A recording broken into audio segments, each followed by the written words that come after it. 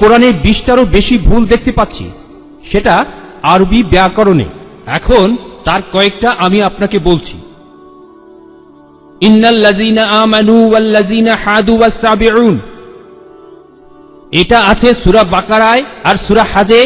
ইন্নাল্লাযীনা আমানু ওয়াল্লাযীনা হাদু ওয়াস-সাবিউন, এখানে কোনটা ঠিক, সাবিউন নাকি সাবিউন?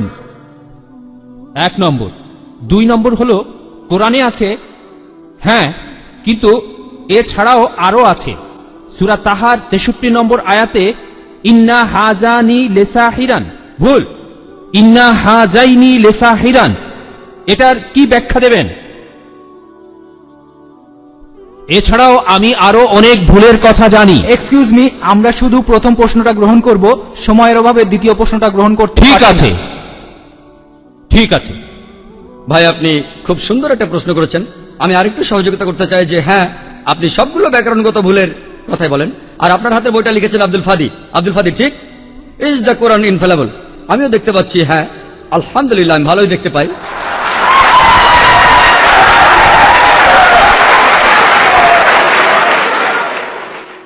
আমি এই 20টা ভুলের সবগুলোর উত্তর দেব, কারণ আমি বইটা পড়েছি। আমি সবগুলোর উত্তর দেবো ইনশাল্লাহ, ইনশাল্লাহ। 1 নম্বর পয়েন্ট ভাই, 1 নম্বর পয়েন্ট, এখানে 1 নম্বর পয়েন্ট হলো যে আরবির সব ব্যাকরণ এসেছে কোরআন থেকে। কোরআন হলো সর্বোচ্চ আরবি বই, যে বইটাতে সবচেয়ে উঁচু মানের সাহিত্য আছে।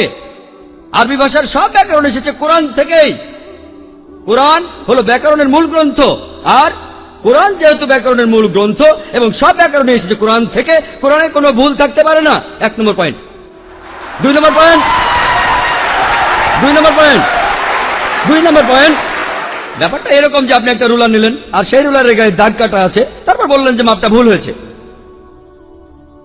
এটা বেশ অযৌক্তিক। 2 নম্বর পয়েন্ট, আরবে বিভিন্ন আলাদা আলাদা গোত্রে, আপনি যদি আরবি জানেন, আর ডক্টর উইলিয়াম ক্যাম্বেল আমার সাথে একমত হবেন যে আরবের গোত্রগুলোর মধ্যে ব্যাকরণ মাঝে মধ্যে বদলে যায়। কিছু কিছু আরবীয় গোত্রে যে শব্দটা স্ত্রীবাচক, অন্য আরেক গোত্রে সেটাই পুরুষবাচক। একই শব্দ, তবে গোত্রভেদে ব্যাকরণ বদল হতে থাকে, এমনকি শব্দের লিঙ্গ বদলে যায়। তাহলে আপনি কি কোরআনকে সবগুলো ব্যাকরণ দিয়ে পরীক্ষা করবেন? না। আর এছাড়াও কোরআনের ভাষা এত উঁচু মানের, এতই উঁচু মানের, এর কাছাকাছি কোনো সাহিত্য নেই। আর কোরআনের বিরুদ্ধে অনেক বই আছে, ইন্টারনেটে গেলে দেখবেন 12টা ব্যাকরণের ভুল, 21টা ব্যাকরণের ভুল, আব্দুল ফাদি 20টা ব্যাকরণের ভুল। আপনাদের কি ধারণা খ্রিস্টানরা এই ভুলগুলো বের করেছে? কারাই ভুল বের করেছে? জানেন কারা করেছে? মুসলমানরাই। মুসলমান পণ্ডিতরা, যেমন জামকশারি, তারা এটা করেছেন। কোরআনের ব্যাকরণ এত উঁচু মানের যে কোরআনের ভাষা মাঝে মধ্যে প্রচলিত আরবির বিরুদ্ধে যায়। কোরআনের ব্যাকরণ এত উঁচু মানের, কোরআনের ব্যাকরণ এতই উঁচু মানের, এজন্য তারা উদাহরণ দিয়েছে। আমিও কয়েকটা উদাহরণ দেব, এতেই আপনারা সবগুলো উত্তর পেয়ে যাবেন। তারা উদাহরণ দিয়েছে যে কোরআনে লেখা আছে লূত আলাইহিস সালামের গোত্রের লোকজন তারা সকল নবীকে ত্যাগ করেছে। বলা আছে সব নবীকে তারা বর্জন করেছে। ডক্টর উইলিয়াম ক্যাম্বেল বললেন যে নূহ নবীর গোত্রের লোকজন তারা নবীদের ত্যাগ করেছে। আমরা ইতিহাস থেকে জানি যে মাত্র একজন নবীকে তাদের কাছে পাঠানো হয়েছিল। তাহলে এখানেও ব্যাকরণের ভুল আছে। কোরআনে বলা উচিত ছিল একজন নবীর কথা, বহুবচন না। আর আমি একমত, আর আমার আপনার মতো লোকের কাছে মনে হবে এটা ব্যাকরণের ভুল।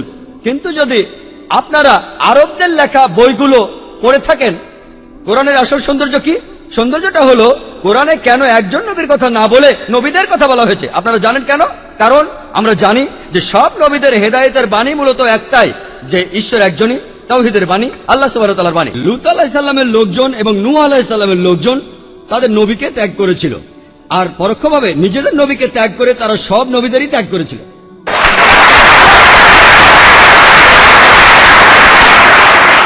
সৌন্দর্যটা দেখেন, ভাষার অলংকার দেখেন, আলহামদুলিল্লাহ। আপনার মনে হতে পারে এটা ব্যাকরণের ভুল, কিন্তু এটা ভুল নয়। একইভাবে নূর সারওয়ার নামে একজন বলেছেন যে কোরআন বলছে কুন ফা ইয়াকুন, হ বললে হয়ে যায়। এটা নাকি হবে কুন ফা কানা, হ বললে হয়ে যেত। হ্যাঁ, আরবির পাস্ট টেন্সে কুন ফা কানা, কুন ফা ইয়াকুন নয়, কিন্তু কুন ফা ইয়াকুন আরো উচ্চ মানের। বলা আছে আল্লাহ তিনি ছিলেন, আছেন আর থাকবেন, অতীত, বর্তমান, ভবিষ্যৎ। Thank you doctor Naik. ধন্যবাদ সবাইকে ভিডিওটা দেখার জন্য। দেখা হবে ইনশাল্লাহ নেক্সট কোনো ভিডিওতে ভালো কোনো টপিক নিয়ে। তাই সকলেই সুস্থ থাকেন, ভালো থাকেন। ধন্যবাদ সবাইকে।